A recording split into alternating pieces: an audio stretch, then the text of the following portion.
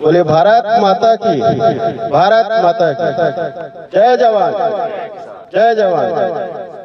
आज रेडियो किसान दिवस के उपलक्ष्य में मैं सबसे पहले हमारे किसान दाता में नमन करत हूँ। आज हमारे बीच में 5 जन रत्न बैठे हमें हमारे जिला के, और 4 जन रत्न भी आने हैं। 9 जन, कुल 9 जन रत्न है। आप समझ सकते हैं रत्न कैसे मिलते, तो उखा से आप मतलब सीख ले लो पढ़ी। तो मैं मतलब सादर नमन करते हुए हमारे दाई बहनी मतलब भी निवेदन करत हूँ, आप मन भी बन सकता, अपन भी कोशिश करा। हमन देखा था हमारे छत्तीसगढ़ में पानी बहुत गिरते। इस साल तो मोर ख्याल से 1400 भी एमएम पार हो गई, सब हो गई से मोर ख्याल से। लेकिन हमन एक तरफ पानी तो ज्यादा गिरा थे, लेकिन अब एक तरफ हम सूखा से भी सामने करे लग पड़ता है।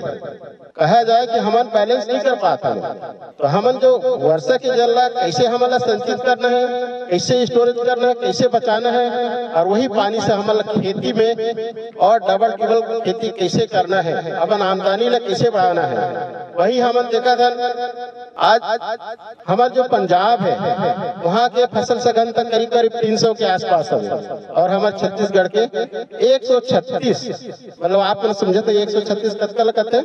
पूरा खरीफ सीजन में 100% और रबी में कितना 36%, बाकी 36% के बाकी और लगभग 64% पूरा खाली रहते हैं। और वही 36% बढ़े के क्या कारण है, सबले ज्यादा तिवड़ा के खेती होते छत्तीसगढ़ में।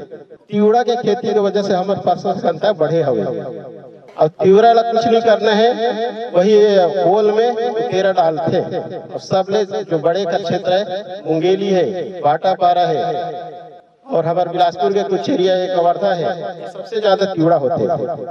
तो मोर कहे के मतलब ऐसे जगह है, ऐसे आपन जहाँ पानी की आपन समस्या है, पानी के साधन नहीं है, तो आपन में कुछ नहीं तिवड़ा डाल दिया।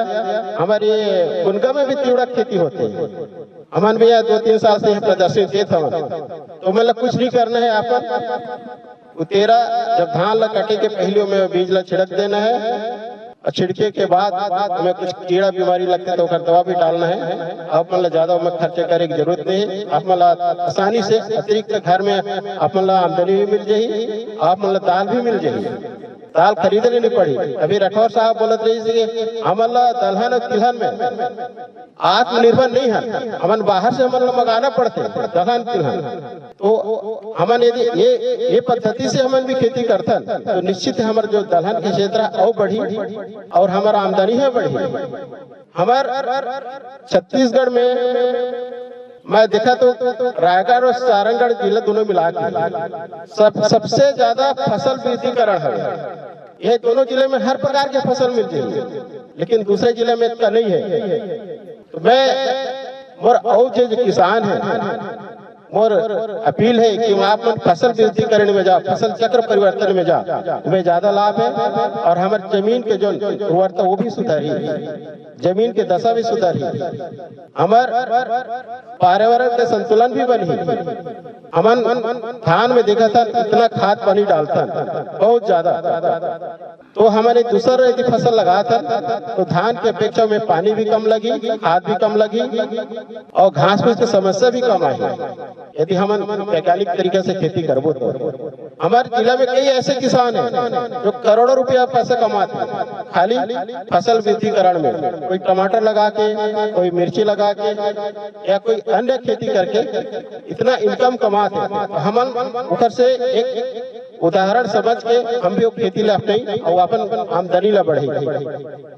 मैं किसान भाइयों से एक और कहना चाहता हूँ, अभी देखिए अपन लोग कोई भी जो रासायनिक उर्वरक है, चाहे आपका कीटनाशक हो, चाहे आपका घास मारने की दवा हो, या आपका फंजीसाइड, इसका अपन लोग अंधाधुंध प्रयोग कर रहे हैं। अंधाधुंध प्रयोग करने से हमारे स्वास्थ्य पर विपरीत प्रभाव पड़ रहा है। परसों हमारा छरा टांगर में एक नेचुरल जो प्राकृतिक खेती पे एक प्रशिक्षण साहब भी आए थे, तो वो भी बोल रहे थे हमारे छत्तीसगढ़ में क्योंकि जो हरित क्रांति पंजाब से शुरू हुआ था, लेकिन वो हरित क्रांति अभी पूरे सभी जगह फैल गया है।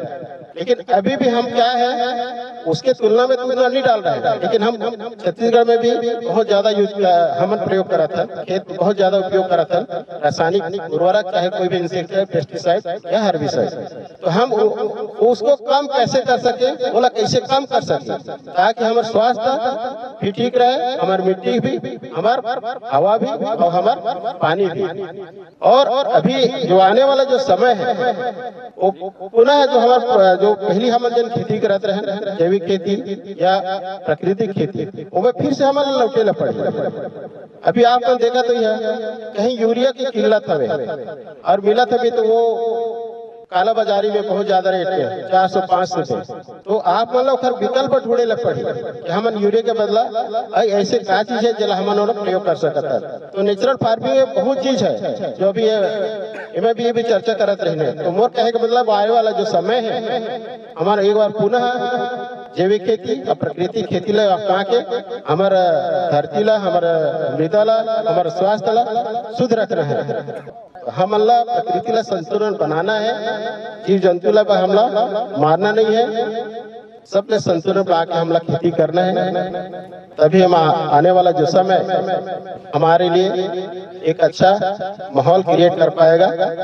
मैं ज्यादा कहते न हुए, मैं इन्हीं शब्दों के साथ अपने वाणी को विराम देता हूँ। जय हिंद, जय भारत, जय छत्तीसगढ़।